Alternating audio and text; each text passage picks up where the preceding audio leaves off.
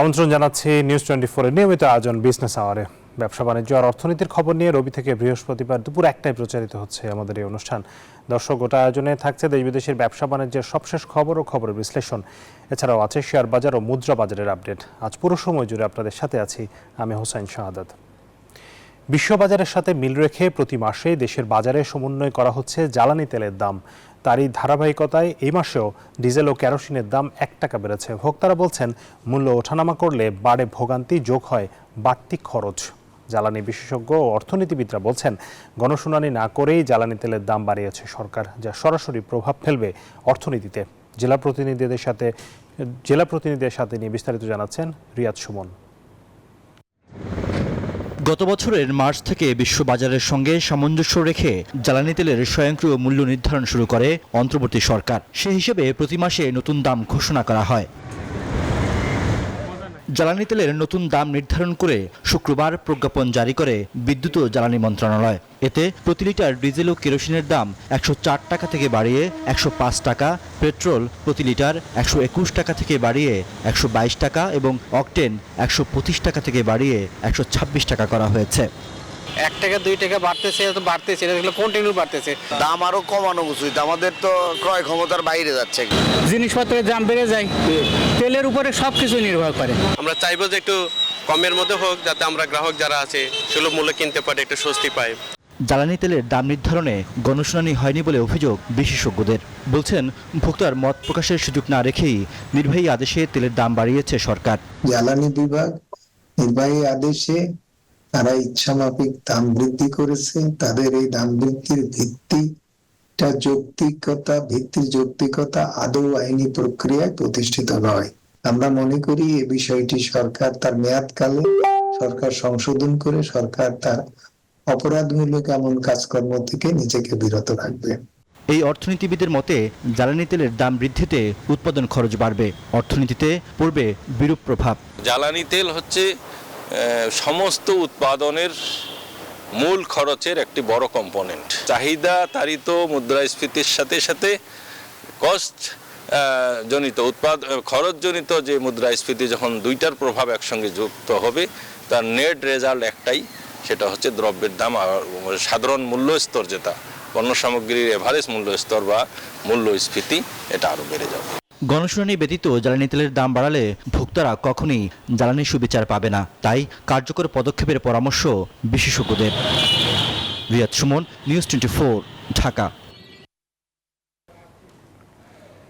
দর্শক, জ্বালানি তেলের দাম বাড়লে আসলে তার প্রভাব কিন্তু সব খাতেই পড়ে, বিশেষ করে পরিবহন খাত থেকে শুরু করে শিল্প খাতেও কিন্তু এর প্রভাব পড়ে। কারণ শিল্পের কাঁচামাল থেকে শুরু করে শিল্পের বিভিন্ন পণ্য আনা নেওয়া এবং অনেক শিল্পেই কিন্তু জ্বালানি তেল ব্যবহার করে বিদ্যুৎ উৎপাদন করা হয়। সব কিছু মিলিয়ে আসলে শিল্প খাত শুধুমাত্র জ্বালানি তেল নয়, গ্যাসের দামও বাড়ানো হয়েছে, আপনারা জানেন।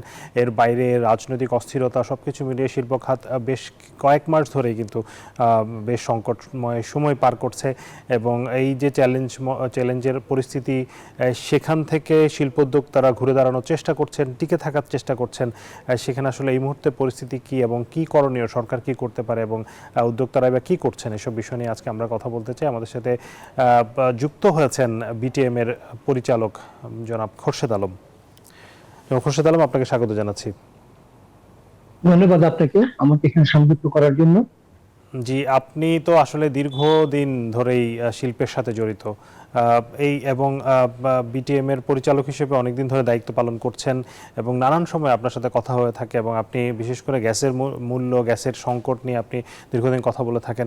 গ্যাস সংকটের কথা আমরা শুনবো, তার আগে শুরুতে আমরা একটু জানতে চাই যে এই মুহূর্তে আসলে শিল্প খাতের মালিকরা আসলে কি করছেন, বিশেষ করে এই যে নানামুখী যে সংকটগুলো চলছে, অর্থনৈতিক সংকট, ব্যাংকের আমরা জানি তারল্য সংকট আছে, সেটি কিছুটা আগের চেয়ে রিকভার করছে। সবকিছু মিলিয়ে আসলে শিল্প মালিকরা এই মুহূর্তে আসলে কি করছে? ধন্যবাদ, আপনি একটা প্রশ্ন করেছেন খুব সুন্দর। শিল্প মালিকরা এই মুহূর্তে কি করছে, আমি যদি উত্তরটা দিই এইভাবে, যে শিল্প মালিকরা এই মুহূর্তে রাতে ঘুমাইতে পারতেছে না, তাদের জন্য ঘুম হারাম হয়ে গেছে। কারণ হচ্ছে এত দিকের চাপ, এটা কোন অবস্থায় কোন শিল্প মালিক যারা সত্যিকারের ব্যবসায়ী, যারা ব্যাংকের লোন টাকা দিতে চান, যারা শ্রমিকদের বেতন সময় মতো দিতে চান এবং সময় মতো আপনার বস্ত্র বলেন বা যে কোনো তারা উৎপাদিত পণ্য সরবরাহ করতে চান, এই ক্ষেত্রে আপনার সবচেয়ে চরম বিপদ সময় যাচ্ছে আমাদের এখন, যেগুলো আমরা কখনো বিগত আমলে এই জিনিসগুলো আমাদের চোখে পড়ে নাই। তো এখন আপনি দেখেন সমস্যা জড়িত কতগুলা কারণ হতে পারে। আপনি দেখেন যে একটা জিনিস হলো সর্বপ্রথম আপনার আমাদের যে আইন শৃঙ্খলা পরিস্থিতি, আপনার রাস্তাঘাটে আমাদের যানবাহন চলাচল বিঘ্নিত হচ্ছে, সময় মতো পরিবহন আমাদের দিতে পারতেছি না, রাস্তায় দেখা যায় ওখানে সেখানে বিভিন্ন জায়গায় জটলা হয়ে আছে, বিভিন্ন দাবি দাবা নিয়ে রাস্তায় বসে গেছে। এইগুলো তো পূর্ব পরিকল্পিত নয়। আমাদের যদি আগে জানানো হতো যে আজকে 7 দিনের জন্য এই রাস্তা বন্ধ থাকবে, আমরা সেই অর্ডার গুলো নিতাম না, বা সেই অর্ডার গুলো না নিয়ে আমরা অন্য রাস্তায় দিতে পারতাম। এই একটা জিনিস আমাদের জন্য এখন বড় একটা চিন্তার বিষয় হয়ে দাঁড়িয়েছে। আপনি গ্যাসের ব্যাপার যেটা বলছেন, এইটা একটা গ্যাস এখন আমাদের গলায় একটা ফাঁসি হয়ে আছে। যে গ্যাসের মূল্য আপনি দেখেন 2 টাকা 30 পয়সা থেকে আরম্ভ করে যখন নাকি 16 টাকা পর্যন্ত 12 টাকা ছিল, সেই মুহূর্তে আমাদের কমিটমেন্ট করা হলো যে আমাদের নিরবিচ্ছিন্ন গ্যাস দিবেন। আমাদের ডিটেনে এসে তৎকালীন যে আমাদের উপদেষ্টা সাহেব আসলেন, বললেন যে আমাদের এখন আপনাদের গ্যাসের সমস্যা হচ্ছে, আমরা জানতে পারছি, আমরা আপনাদেরকে গ্যাস দিব, কিন্তু আপনি আমাদের মূল্য বাড়াই দিতে হবে। 12 টাকা থেকে 16 টাকা করে উনি আমাদের গ্যাসের যে পরিমাণ আমাদের চাহিদা, সেই পরিমাণ চাহিদা মোতাবেক আমাদের গ্যাস দেওয়ার কথা, সেইখানে আমাদের কোনো পরিমাণের গ্যাস আমরা পাইনি। পরবর্তীতে সেটা 16 টাকা থেকে 31 টাকা 50 পয়সা করা হয়েছে। তাতেও কোনো মিল আপনি দেখেন এখন মিলগুলা 50%, 60%, 40% এইভাবে চলতেছে। তো এইভাবে যদি চলে, আপনি ব্যাংকের যে লোন নেওয়া আছে, এই ব্যাংকের লোনের আপনি জানেন যে বর্তমানে কোনো কোনো ব্যাংক 15%, 16% চাচ্ছে, একটা কথা। দ্বিতীয় কথা হলো চাওয়ার পরও সময় মতন তারা টাকা দিতে পারতেছে না। আজকে ব্যাংকের মনে করেন আমাদের বেতন দিতে হবে 2-3 তারিখ, আমাদের টাকা লাগবে, কোটি কোটি টাকা লাগবে, দেখা যায় টাকার জোগান নাই, টাকা দিতে পারতেছে না। আমাদের আতঙ্ক থাকতে হয়। আমি কেন বললাম আমাদের ঘুম নাই? ঘুম নাই এই কারণে আমাকে চিন্তা করতে হচ্ছে আজকে 2 তারিখ, 3, 4, 5 তারিখের ভিতরে আমি বেতন দিতে পারবো কিনা। আমি যদি বেতন সময় মতো দিতে না পারি, শ্রমিক ভাইয়েরা যারা আছেন তাদেরও কিন্তু গিয়ে বাসা ভাড়া দিতে হবে 7 তারিখে। এখন আমি যদি ব্যাংকে টাকা, আমাকে যে টাকা আমাকে লোন দেওয়া হয়েছে, বা আমি যে লোনের টাকাটা নিব, বা আমার সিসি অ্যাকাউন্টে টাকা নিব, এখন যদি বলা হয় যে এখন সিসি অ্যাকাউন্টে টাকাটা আজকে দেওয়া হবে না, আপনি 2 দিন পরে নেন, তখন কি হবে? এই সব চিন্তায় আমাদেরকে সারা রাত জাগনা থাকতে হয়, জেগে থাকতে হয়, যে কি দুশ্চিন্তার ভিতরে এই ফ্যাক্টরি গুলা আমরা কি রক্ষা করতে পারবো কি পারবো না। এইটাও কিন্তু আমাদের ভিতরে একটা ভয় হয়ে গেছে। আমরা কোনো প্ল্যানিং করতে পারতেছি না। দেখেন সব জিনিস একটা প্ল্যানিং করা হয়। আপনি এই ফ্যাক্টরিটা চালাবেন, 10 বছরে এটা রিপেমেন্ট, ব্যাংকের টাকা পরিশোধ করবেন, তারপরে আপনি আস্তে আস্তে এগুলাকে ডিএমআরই করবেন, নতুন নতুন ইকুইপমেন্টস আনবেন, নতুন নতুন যন্ত্রাংশ আসবে, নতুন লোক নিয়োগ হবে, এই ধরনের পরিকল্পনা থাকে। কিন্তু আমাদের এখন বর্তমানে আমাদের টেক্সটাইল সেক্টরের আপনার পরিকল্পনা বলতে, আমি যদি বলি 2 ঘন্টার কোনো পরিকল্পনা করা যাবে কিনা আমার সন্দেহ। কারণ দেখা গেল এই মুহূর্তে আমার গ্যাসের প্রেসার আছে 8, হঠাৎ 0 হয়ে গেছে উইদাউট নোটিশ, আমরা কিছুই জানি না। বিদ্যুতের কোনো আপনার কিছু সময় নাই, কখন চলে যাচ্ছে কখন আসতেছে, এবং এই আসা যাওয়ার বিদ্যুৎটা কিন্তু আপনারা জানেন কিনা, আপনাকে কয়েকবার বলা হয়েছে, আপনি মনে হয় জানেন, যখন নাকি আমাদের বর্তমানে বাংলাদেশে যেসব টেক্সটাইল মেশিনারি গুলো আমরা নিয়ে আসছি, অত্যাধুনিক মেশিন, এগুলো সম্পূর্ণ ইলেকট্রনিক্স এর উপর, এগুলো বিদ্যুৎ সাশ্রয় হয় কিন্তু সম্পূর্ণ ইলেকট্রনিক্স এর উপর। যখন বিদ্যুতের আপনি চলে যায় এবং যখন হঠাৎ করে আসে, তখন অনেক সার্কিট, অনেক ইলেকট্রনিক জিনিস নষ্ট হয়ে যায়। তখন কি করা যাবে? এই যে নষ্ট হয়ে গেছে এগুলো কিন্তু বাংলাদেশে পাওয়া যায়, এই আমার মেশিনটা বন্ধ থাকবে।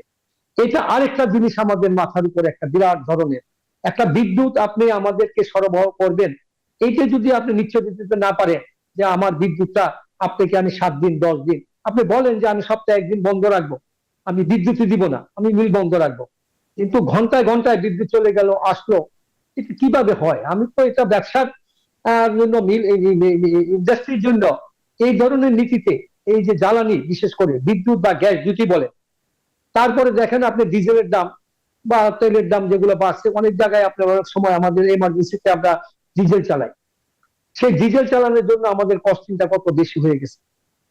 এখন আনা নেওয়া এবং এই কস্টিং কিভাবে এগুলো চলবে, একটা মিলের জন্য তো আমাদের তো মালগুলা বিক্রি করতে হয় কম্পিটিটিভ রেটে।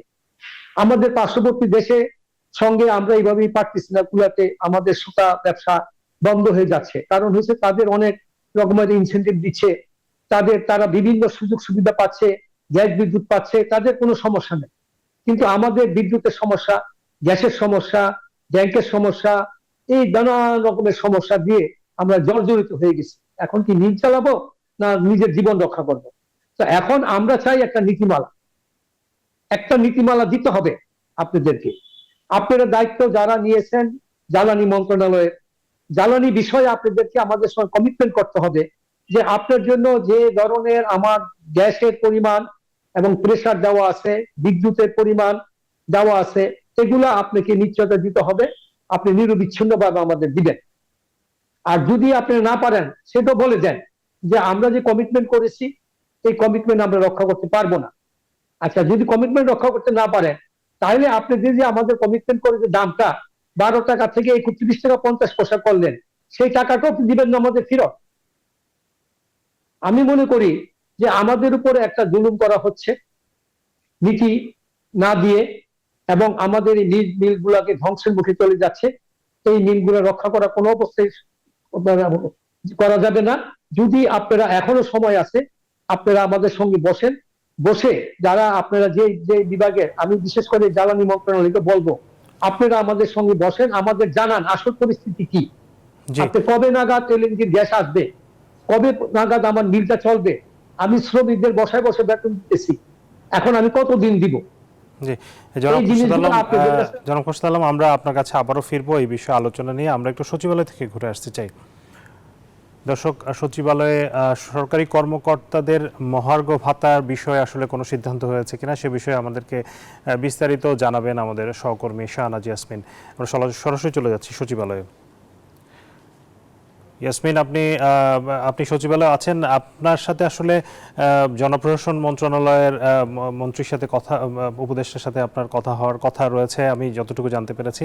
আপনার সাথে কথা হয়েছে কিনা এবং তার কাছ থেকে আসলে এই বিষয়ে কোনো সিদ্ধান্ত জানতে পেরেছেন কিনা?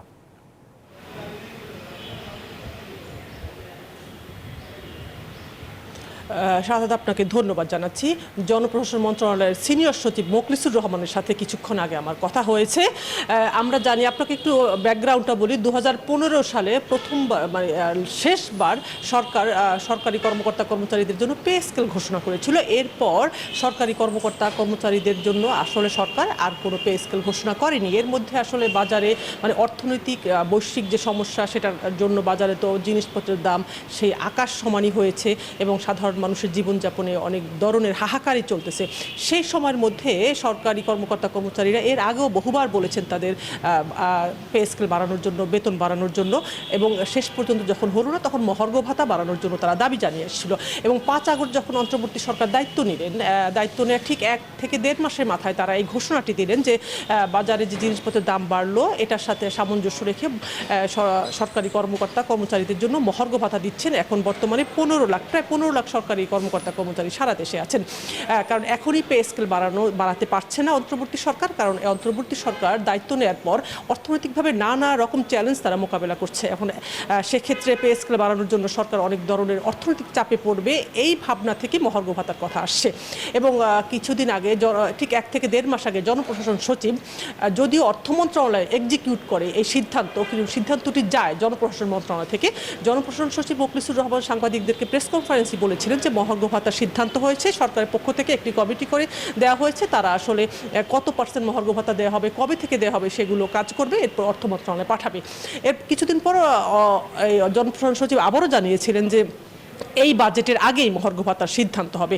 কিন্তু আমরা ঠিক গত 15 দিন থেকে শুনতে পাচ্ছি, এবং এর ভিতরে যেহেতু সিদ্ধান্তটি এখনো হয়নি, সরকারি কর্মকর্তা কর্মচারী যারা আছেন, এবং একটি জিনিস আপনাকে জানাই যে আসলে মহার্ঘ ভাতার বিষয়টি পার্সেন্টেজ যেটি হয় সেটি উপরের গ্রেডের অফিসারদের থেকে নিচের গ্রেডের যারা অফিসার তাদের জন্য বেশি সুবিধার হয়, কারণ কষ্টে তারাই থাকে, তাদের বেতন ভাতার সাথে বাজারের যে জিনিসপত্রের দামের সামঞ্জস্য সেটা যখন তারা নিয়ন্ত্রণের বাইরে চলে যায় তখন তাদের বেশি উপকারে আসে।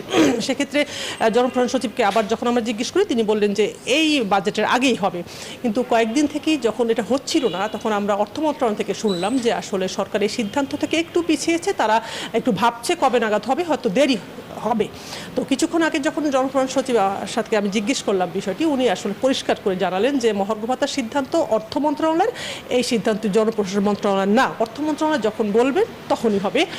কিন্তু গত সপ্তাহে পার্চেজ মিটিংয়ের পরে অর্থ উপদেষ্টা সালেউদ্দিন আহমেদকে আমরা জিজ্ঞেস করেছিলাম মহার্ঘ ভাতার কথা, উনি একটু রহস্যময় হয়ে উনি বললেন যে আমার কাছে আসলে এই প্রস্তাব যায়ই নাই জনপ্রশাসন থেকে, এবং এখনও কিছুই আমরা সিদ্ধান্ত নেইনি। তো জনপ্রশাসন সচিব এখন যেটা বললেন যে আসলে সরকার এখন বেশি প্রায়োরিটি দিচ্ছে জুলাই আগস্টের যে আহত তাদের চিকিৎসার ব্যাপারে, তাদের পরিবারের ক্ষতিপূরণের জন্য। সেক্ষেত্রে মহার্ঘ ভাতার বিষয়টি হবে, হয়তো পরে হবে, কিন্তু সরকারের অর্থনৈতিকভাবে যেহেতু অনেক বড় চ্যালেঞ্জের মুখে, যেটা প্রায়োরিটি সেটাই আগে করবে। সেক্ষেত্রে জুলাই আগস্টে আহতদের ক্ষতিপূরণের বিষয়টি আগে নিয়ে আসছে সরকার। হয়তো কবে সময় দেওয়া হবে, মহার্ঘ ভাতা কবে দেওয়া হবে সেটা পরবর্তী সরকারের সিদ্ধান্ত হবে। ছোট করে একটু জানতে চাইব একটি বিষয়, কারণ হচ্ছে এই যে সিদ্ধান্তটা আসলে সরকার এই মুহূর্তে একটু পিছিয়ে আসছে, সেটার পেছনে কি এই বিষয়টি কাজ করছে কিনা? কারণ সরকারের যেহেতু রাজস্ব ঘাটতি রয়েছে এবং সেই রাজস্ব ঘাটতি মেটানোর জন্য সরকার, আমরা দেখতে পাচ্ছি যে ভ্যাট এবং সম্পূরক শুল্ক বাড়িয়েছে সাম্প্রতিক সময়ে বিভিন্ন পণ্যের উপর, এবং তার একটি চাপ কিন্তু সাধারণ মানুষের উপর পড়েছে, এবং অর্থনীতিবিদরা এবং বিভিন্ন জায়গা থেকে আসলে সমালোচনা শোনা যাচ্ছে যে একদিকে সরকার ভ্যাট বাড়াচ্ছে, সাধারণ মানুষকে চাপে ফেলছে, অন্যদিকে সরকারি কর্মকর্তা কর্মচারীদের মহার্ঘ ভাতার সুবিধা বাড়াচ্ছে।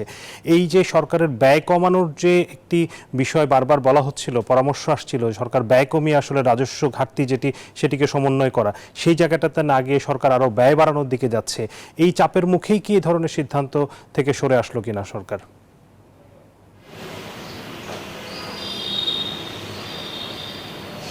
সাদা দুটো বিষয়, আপনি যেটা বলেছেন সেটা একটা বিষয়, আরেকটা বিষয় যেহেতু আমি জনপ্রশাসন মন্ত্রণালয় থেকে জেনেছি, যেটা আসলে এটা নাম প্রকাশে অনিচ্ছুক কিছু কর্মকর্তা কর্মচারী তো আমাদের সাথে কথা বলেনি, তবে আপনি যেটা বললেন এটা অর্থ উপদেষ্টাকে খুব পরিষ্কার করে গত সপ্তাহে আমি জিজ্ঞেস করেছিলাম যে আপনারা বিভিন্ন পণ্যের উপর ভ্যাট বাড়াচ্ছেন, এই মহার্ঘ ভাতা যা এত অনেকটা টাকা, সেই টাকার জন্য কিনা? উনি বললেন যে না, এই মহার্ঘ ভাতার সাথে এই ভ্যাট বাড়ানোর কোনো সম্পর্ক নেই। এটা যদিও উনি বলেছেন, কিন্তু এটা হয়তো একটা সামঞ্জস্য হতে পারে, কারণ আমরা জানি যে অর্থনৈতিক নানা চাপে সরকার আছে। সেক্ষেত্রে মহার্ঘ ভাতা যখন বাড়ানোর সিদ্ধান্ত হলো তখন এর পরপরই ভ্যাট বাড়ানোর সিদ্ধান্ত হলো। সেক্ষেত্রে এটা দুয়ে চার কেউ মিলাতেই পারেন যে আসলে ভ্যাট বাড়ানোর এই টাকাটা দিয়ে মহার্ঘ ভাতা দেওয়া হচ্ছে। কিন্তু এখন আবার মহার্ঘ ভাতা পিছিয়েছে, এই কারণটা যেটা আমি জনপ্রশাসন মন্ত্রণালয় থেকে শুনলাম, একজন উপরস্থ কর্মকর্তা জানালেন যে সরকার এখন জুলাই গণহত্যায় যারা আহত হয়েছেন এবং নিহত হয়েছেন সেই পরিবারের সদস্যদের বড় একটা অঙ্ক তাদেরকে সরকারের পক্ষ থেকে দেওয়া হচ্ছে, সেইটা এখন সরকারের প্রায়োরিটি। সেটা যখন প্রায়োরিটি থাকবে তখন দ্বিতীয় প্রায়োরিটিতে আসছে মহার্ঘ ভাতাটা। এখনই যদি মহার্ঘ ভাতাটা দেওয়া হয় তাহলে জুলাই আগস্ট আহতদের পরিবারের সেই তাদের যে চাহিদাটা সেটা হয়তো তারা সরকার দিতে পারবে না, এই জন্য হয়তো সময়টা একটু পিছিয়েছে। জি, ধন্যবাদ ইয়াসমিন আমাদেরকে সময় দেওয়ার জন্য। দর্শক, আমরা সচিবালয় থেকে শুনছিলাম মহার্ঘ ভাতা বাড়ানোর যে সিদ্ধান্ত সরকার নিয়েছিল সরকারি কর্মকর্তা কর্মচারীদের, সেখান থেকে কিছুটা সরে এসেছে, যেটি আমাদের সহকর্মী জানাচ্ছিলেন। জনপ্রশাসন মন্ত্রণালয়ের সচিব তিনি বলছিলেন যে সরকার এই মুহূর্তে আসলে সিদ্ধান্তটি নিচ্ছে না, সেটি হয়তো পরে করা হবে। আমরা আবার আলোচনায় ফিরছি। আমাদের সাথে আছেন বিটিএম-এর পরিচালক খোরশেদ আলম। জনাব খোরশেদ আলম, আপনাকে আবারও স্বাগত জানাচ্ছি। এই যে সরকারের যে সিদ্ধান্তটা আপনি শুনলেন, যে একদিকে আমরা দেখেছি যে ভ্যাট বাড়ানো হয়েছে অনেকগুলো পণ্যের উপর, প্রায় 100-র উপর পণ্য বা সেবার উপর ভ্যাট বাড়ানো হয়েছে। আবার চাপের মুখে দেখা গেছে 8 থেকে 10টি পণ্য বা সেবার উপর ভ্যাট প্রত্যাহার করা হয়েছে বা কিছুটা কমানো হয়েছে, কিন্তু এখনও কিন্তু বেশিরভাগ পণ্যে কিন্তু এই ভ্যাটটা কার্যকর হয়েছে, যার প্রভাব কিন্তু আমরা বাজারে এর মধ্যে দেখতে পাচ্ছি।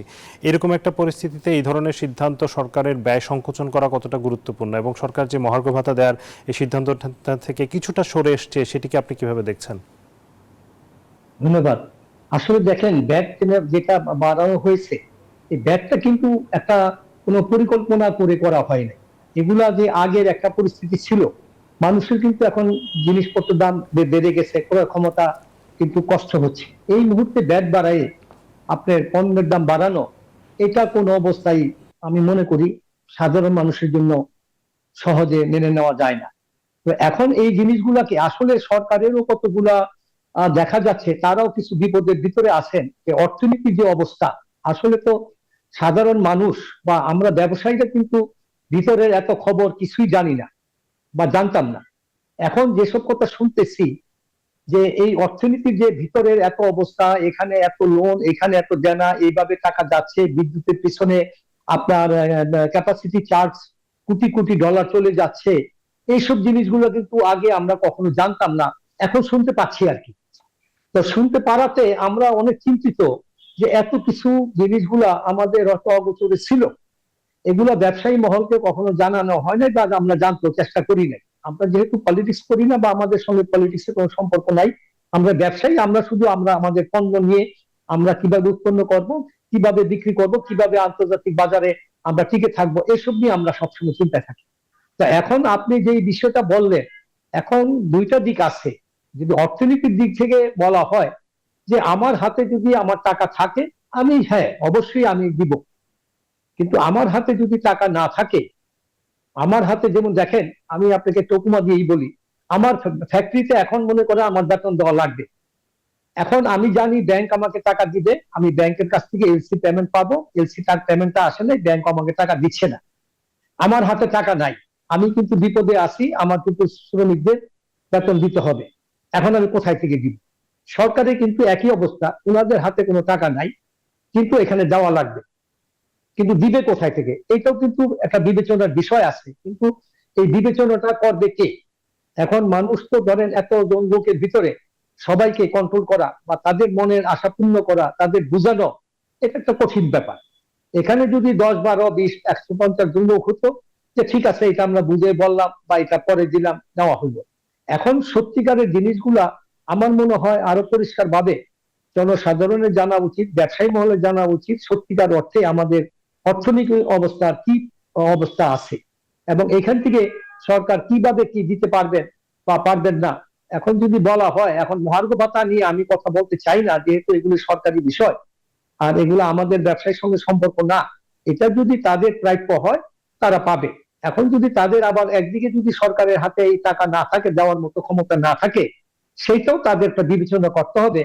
কিভাবে বিবেচনা করবে সেটাও একটা অ্যাডজাস্টমেন্টের ব্যাপার হতে পারে, যে ঠিক আছে আমি দিব, এটা আমি 2 মাস পর থেকে দিব বা 3 মাস পর থেকে দিব, বা এটা আমরা এইভাবে অ্যাডজাস্টমেন্ট করব, এই 2 মাস যেটা দিব না সেটা পরবর্তীতে আমরা নেক্সট এসে দিব। এখন যেহেতু একটা আপনার যে সরকার আছে, একটা অন্তর্বর্তীকালীন সরকার, এখন একটা ইলেকশন দিয়ে যদি সত্যিকারের অর্থে মানে রাজনীতিবিদ যারা আছেন তাদের নিয়ে একটা মানে সরকার গঠন করে এই দায়িত্বগুলো তাদের উপরে দিতে পারলে জিনিসটা ভালো হতো আমার ধারণা। যেহেতু তারা এসে বুঝতে পারতো কি পরিস্থিতি আছে, তারা কিভাবে করবে। এখন যারা আছেন তারা তো ধরেন একটা মানে সত্যিকার অর্থে তারা চেষ্টা করেন যে আমার যা অর্থ, আমি যা লোন নিতে পারবো, কোথায় থেকে লোন দিবে। এখন লোন নেওয়ারও কতগুলো শর্ত লাগে আপনি জানেন। যদি লোন নিতে হয় তখন দেখা যাবে যে হয়তো আইএমএফ বলবে যে আপনি গ্যাসের দাম বাড়ান, মজুরি বাড়ান, এটা বাড়ান, সেটা বাড়ান, নাইলে আপনি লোন দিতে পারবেন না। কিন্তু এইদিকে যে আমাদের অবস্থা, এখন তারাও কোন দিকে যাবে?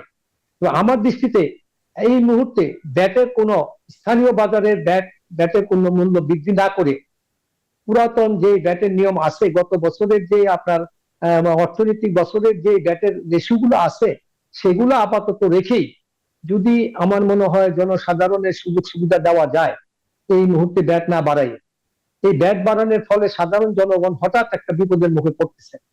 কেন এটা তো মনে করে একটা বাজেটে আসবে, সেটা অনেকে জানে আগে থেকে, একটা বাজেটের জন্য প্ল্যানিং করা হয় যে এই বাজেটে এটা হবে, হ্যাঁ সেটা হয়তো বাজেটে গিয়ে হতে পারে, কিন্তু এই মুহূর্তে হঠাৎ নির্বাহী আদেশ দিয়ে যে আপনার ব্যাট বৃদ্ধি করা হয়েছে, এতে জনসাধারণের ভোগান্তি হবে, মনে কষ্ট আসবে মানুষের।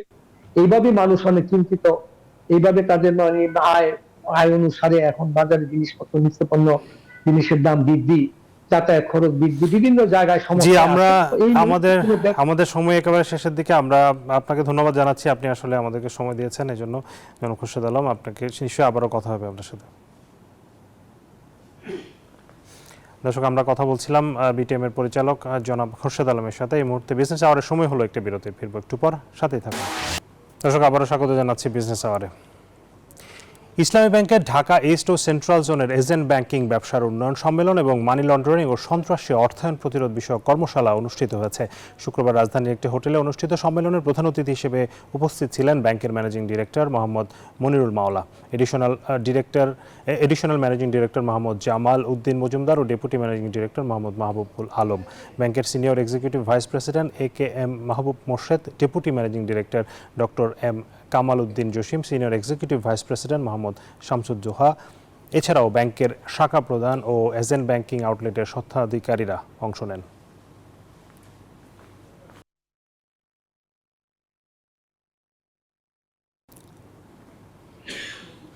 কোচ কাঞ্চন একাডেমির উদ্যোগে ঢাকায় অনুষ্ঠিত হয়ে গেল দক্ষিণ এশিয়ার সবচেয়ে বড় উদ্যোক্তা সম্মেলন বিজনেস ব্রেকথ্রু সামিট 2025।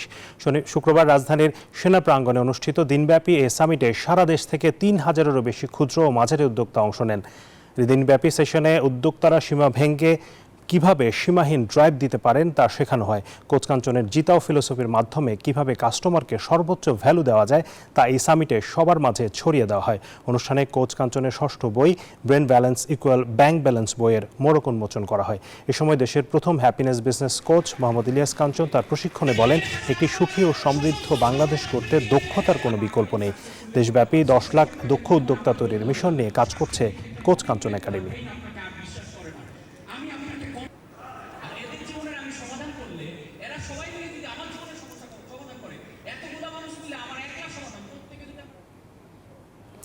দর্শক, আমরা এই মুহূর্তে যেতে চাই টঙ্গীতে, সেখানে আছেন সহকর্মী নাজমুল হুদা, তিনি জানাবেন আমাদেরকে বর্তমানে আসলে দ্রব্যমূল্য পরিস্থিতি বাজারের।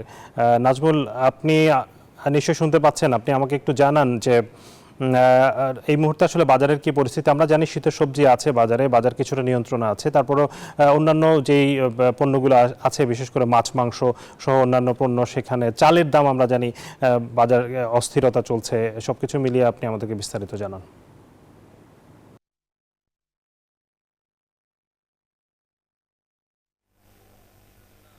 আপনাকে ধন্যবাদ। আপনি যেমনটি বলছেন, এই মুহূর্তে রয়েছি টঙ্গীর কামারপাড়া যে কাঁচা বাজার, সেখানে কিন্তু আমরা রয়েছি এবং আমরা একটা জিনিস দেখেছি যে শীতকালীন যে সবজি বাজারে কিন্তু সব ধরনের সবজির দামই কিন্তু কম, কিন্তু এখন যেটা যে তেলের দাম বেড়ে যাওয়াতে আসলে এই কৃষকরা কিন্তু এখন বিপদে রয়েছে এবং যেহেতু কেরোসিন এবং পেট্রোল, ডিজেল, অকটেন সবই কিন্তু আসলে দাম বেড়েছে। যদি আমরা একটু আপনার সাথে একটু কথা বলতে চাই, পেঁয়াজ বেচতেছেন, এই যে সবজির দাম কম না বেশি এবং তেলের দামও তো বেড়ে গেছে? বর্তমান সবজির দাম কম, যেগুলো মানে অনেকেই প্রত্যাশা থেকে অনেক কম। কাঁচা বাজার পাতাকপি, ফুলকপির দামও কম, সাথে পেঁয়াজের দামও কম, আলুর দামও কম এবং বর্তমান গাড়ি ভাড়া যেটা আগে 13,000 14,000 টাকা ছিল, তেলের দাম বাড়ার অজুহাতে ট্রাক ড্রাইভাররা 2,000 টাকা 3,000 টাকা বাড়িয়ে গাড়ি ভাড়া নির্ধারণ করছে, সেই সাথে বেচা বিক্রিও একটু কম হচ্ছে। আপনাকে শুনছিলেন যে এখানকার ব্যবসায়ীরাও কিন্তু এখন হতাশ রয়েছে। যে আমরা যদি আরেকজনের সাথে কথা বলতে চাই, যে আলুর বাজার কিন্তু দাম কমেছে এবং আলু কিন্তু দাম কমেছে, 13 টাকা কেজি পার কেজি আলু বিক্রি করা হচ্ছে। আপনার সাথে একটু কথা বলতে চাই যে হঠাৎ করে বাজার এত কম কেন, দাম কম? গাড়ি ভাড়া বেশি, তেলের দাম বাড়ছে বিধায় গাড়ি ভাড়া বেশি, যার জন্য আবার আলুর দামও কম। হঠাৎ করে গাড়িতে আনতে পারতেছে না, গাড়ি ভাড়া অনেক বেশি।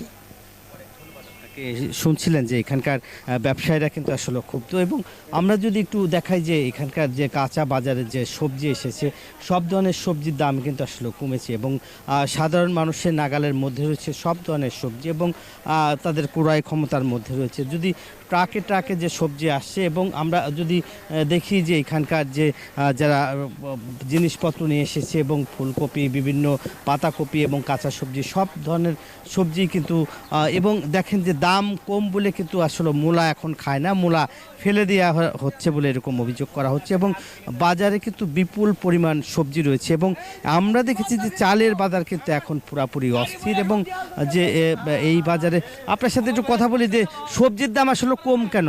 একদম কম, খায় না মানুষে, খায় না মামা।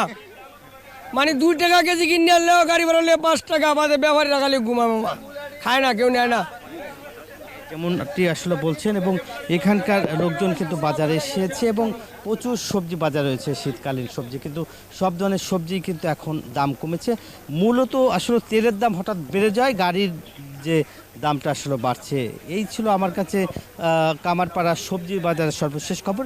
ফিরে যাচ্ছি স্টুডিওতে। নাজমুল, আপনাকে ধন্যবাদ। দর্শক, এবারে চলে যাচ্ছি শেয়ার বাজারের খবরে।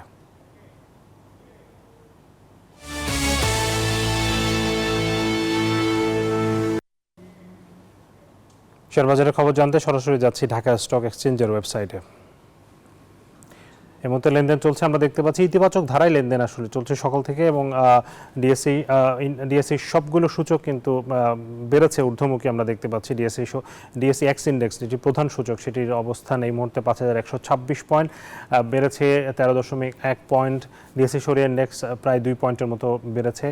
ডিএস30 বেড়েছে 5 পয়েন্ট, অবস্থান করছে 1908। এবং এই মুহূর্তে আমরা দেখতে পাচ্ছি লেনদেনের পরিমাণ 227 কোটি টাকা। লেনদেনে অংশ নেয় কোম্পানিগুলোর মধ্যে দাম বেড়েছে 191টির,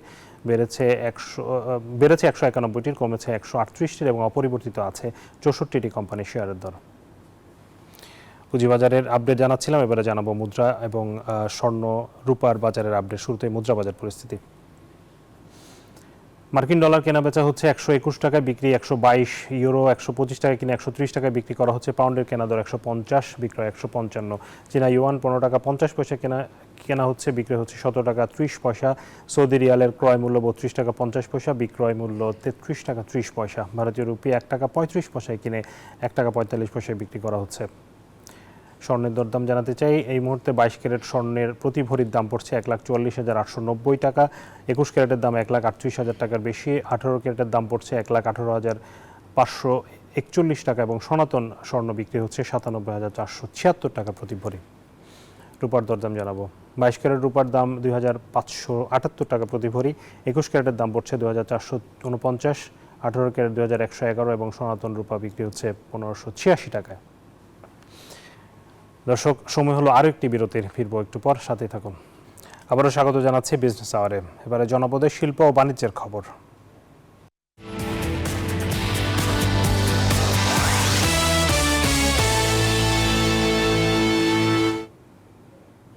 আলু নিয়ে সিন্ডিকেটের কালো থাবা যেন কিছুতেই থামানো যাচ্ছে না। এবার পূর্ব ঘোষণা ছাড়াই কোল্ড স্টোরেজ ভাড়া দ্বিগুণ করায় দুশ্চিন্তায় আলু চাষিরা। ভাড়া না কমালে আইনি ব্যবস্থা নেওয়ার কথা জানিয়েছে জেলা প্রশাসন।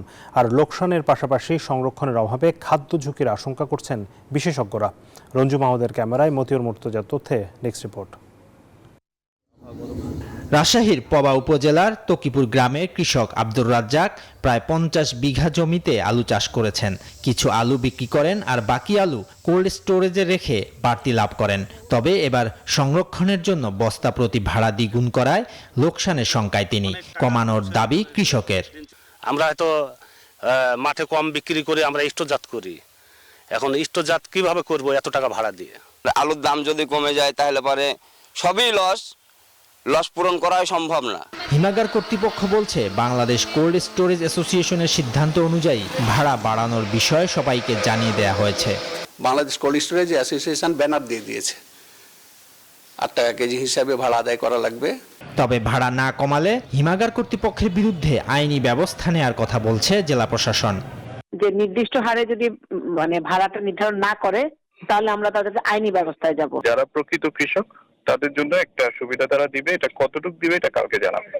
এমন পরিস্থিতিতে কৃষকের লোকসানের পাশাপাশি সংরক্ষণের অভাবে খাদ্য ঝুঁকির সৃষ্টি হতে পারে বলে মনে করছেন বিশেষজ্ঞরা।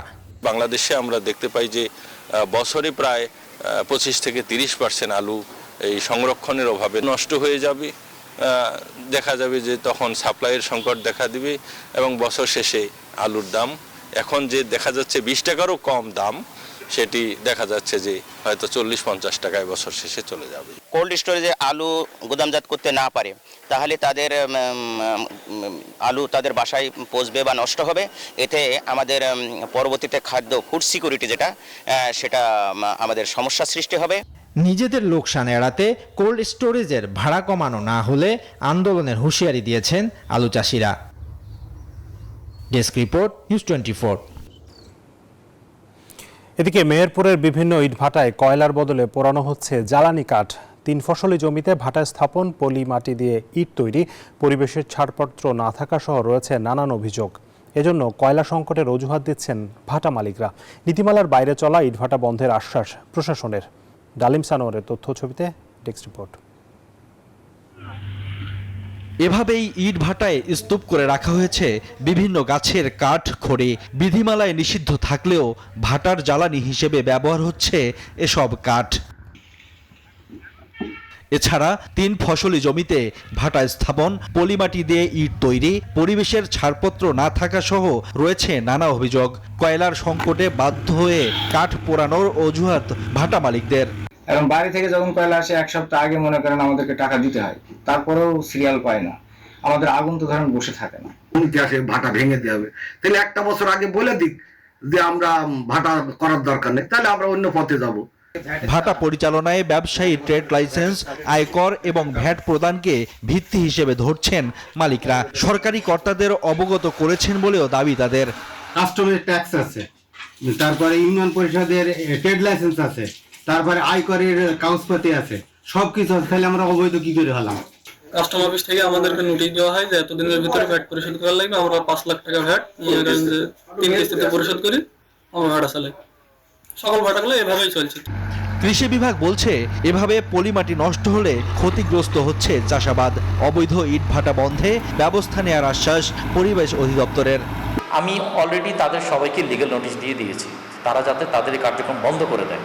এরপরও যদি তারা চালান, এক্ষেত্রে আমরা আমাদের আইন অনুযায়ী ব্যবস্থা নিব। তাদের বিরুদ্ধে মোবাইল কোর্ট সহ এনফোর্সমেন্ট কার্যক্রম হবে। ভাটাগুলো বন্ধের দিকে যেতে হবে, যেহেতু তাদের ছাড়পত্র নেই, আমাদের বন্ধের দিকে যেতে হবে। টোটাল একটা বিবেচনা হিসাব করে এই ইটভাটাগুলোকে তাদের অন্য পন্থা অবলম্বন করতে হবে। আমাদের কৃষি জমি বা কৃষি পরিবেশে তারা কোনো ক্ষতি করতে পারবে না, এবং না করেই তারা যেন অন্য ব্যবস্থা করে, আমি সেই পরামর্শ। মেহেরপুর জেলায় 100টি ইটভাটার মধ্যে পরিবেশের ছাড়পত্র নেই একটিরও।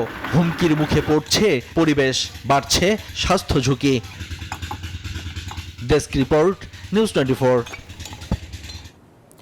টমেটোর ভালো ফলনেও দাম কমে যাওয়ায় দুশ্চিন্তায় গোপালগঞ্জের কৃষক। টমেটো তুলতে কৃষককে যে টাকা দিতে হয়, বিক্রিতে সে টাকায় উঠছে না বলে দাবি চাষিদের। এ ধরনের পচনশীল ফসলের জন্য সংরক্ষণাগার চান টমেটো চাষিরা। সামিউল আলমের তথ্য ছবিতে ডেস্ক রিপোর্ট। সবুজ পাতার আড়ালে থোকায় থোকায় টমেটো, কৃষকের বোনার স্বপ্নে যেন পড়ছে হতাশার ছাপ। কৃষক প্রতি কেজি টমেটো বিক্রি করছেন 4 থেকে 5 টাকায়, যদিও বাজারে তা বিক্রি হচ্ছে 10 থেকে 15 টাকায়। গোপালগঞ্জ সদর উপজেলার রঘুনাথপুর, সিলনা, টুঙ্গিপাড়া উপজেলার গোয়াধানা, ডুমুরিয়া গ্রামগুলোতে টমেটোর বেশ ভালো ফলন হয়েছে এবার। অথচ উৎপাদন খরচ তুলতেই কৃষকের হিমশিম অবস্থা, দেয়া যাচ্ছে না শ্রমিকের মজুরিও। প্রথম তো 100 টাকা করে কেজি বেচছি বা 80 টাকা করে, এখন তো দাম কমে গেছে, একেবারে 7 টাকায় চলে গেছে। এখন তো লাভবান তো, এখন কৃষিনের দামই তো ওঠে না। ধার দেনা করে মনে করেন ফসল বানাচ্ছি, এখন তো ফসল খুব ভালো হচ্ছে, ফসল তো লোয়ার কোনো লোক নাই। 1 বিঘা জমি নিয়েছি, 1 লাখ 1.5 লাখ 50,000 টাকা পচা আনি মার্কেট নিয়েছি, পরের কাছ থেকে টাকা আনছি, ভাবছি একদিন আর দেবো ওই টমেটো বিক্রি করে। এখন তোকে 2 টাকা 3 টাকা ভ্যান খরচাই হয় না। ব্যবসায়ীরা জানান, গাড়ি ভাড়া দিয়ে যে খরচ পড়ে, অনেক সময় বাজারে সে দামেও বিক্রি হয় না টমেটো। আজকে মাল কিনি 10 টাকা, এই মাল পরের দিন বিক্রি করি বাজারে পড়ে যায় 8 টাকা। প্রতি সালে আমাদের লস হচ্ছে। আমাকে কোনো লাভ লোভ কিছুই হচ্ছে না, যাচ্ছে আসতেছে খালি খালি যাচ্ছে, আমাকে এই গাড়ি লোক দেওয়া পুরোটাই লস আমাকে।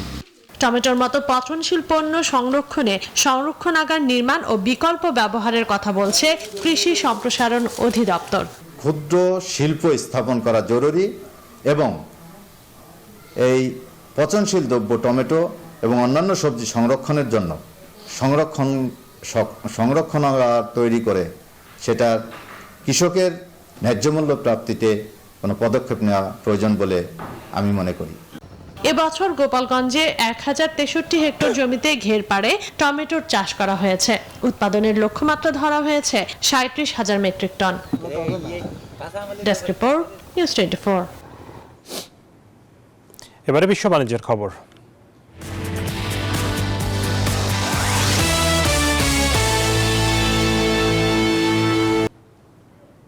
ব্রিটেনের রিয়েল এস্টেট খাতে নতুন ফ্ল্যাট বা বাড়ির সরবরাহ বৃদ্ধি পেয়েছে, ফলে ব্যক্তিগত বাড়ির গড় ভাড়া 2019 সালের পর প্রথমবারের মতো কমেছে। ব্রিটিশ সংবাদ মাধ্যম দ্য গার্ডিয়ান জানিয়েছে, যুক্তরাজ্যে কয়েক বছর ধরে প্রতি প্রান্তিকে বাড়ি ভাড়া বাড়ার নতুন রেকর্ড হচ্ছিল। জীবনযাত্রার ব্যয় বাড়ায় আগে থেকেই সংকটে ছিলেন অনেক ভাড়াটিয়া। ভাড়া বাড়ায় এ বাবদ খরচ বাড়াতে তারা বাধ্য হয়েছেন। তবে গেল বছরের অক্টোবর-ডিসেম্বর প্রান্তিকে লন্ডনের বাইরে গড় ভাড়া কমে মাসিক 1341 পাউন্ডে নেমেছে, যা 5 বছরের মধ্যে প্রথম ভাড়া কমার রেকর্ড। বর্তমানে লন্ডনের বাইরে গড় মাসিক ভাড়া আগের তুলনায় 3 পাউন্ড কম, তবু গড় ভাড়া গত বছরের তুলনায় এখনও 4.7% বেশি।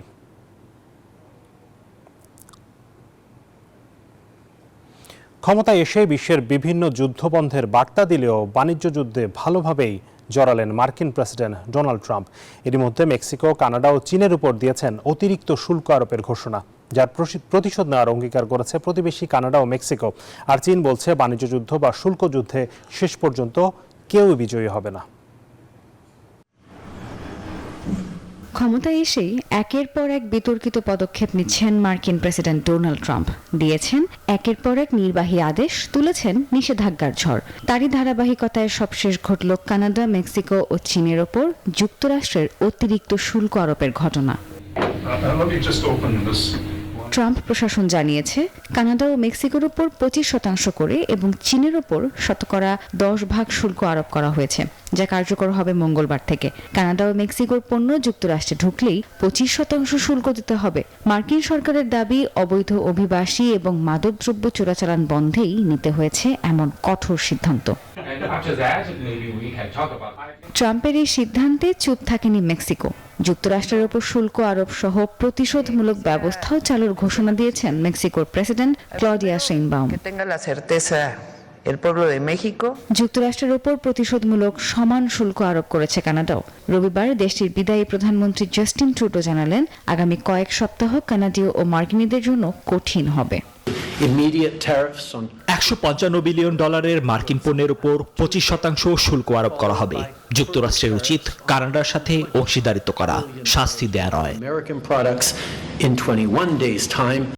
এদিকে শুল্ক ইস্যুতে চীনের অবস্থান সামঞ্জস্যপূর্ণ, এমনটাই জানিয়েছে শি জিনপিং প্রশাসন। তবে বাণিজ্য বা শুল্ক যুদ্ধে কেউই জয়ী হবে না। Desk report, news 24। দর্শক, এই ছিল বিজনেস আওয়ারের আজকের আয়োজনে। সাথে থাকার জন্য ধন্যবাদ সবাইকে।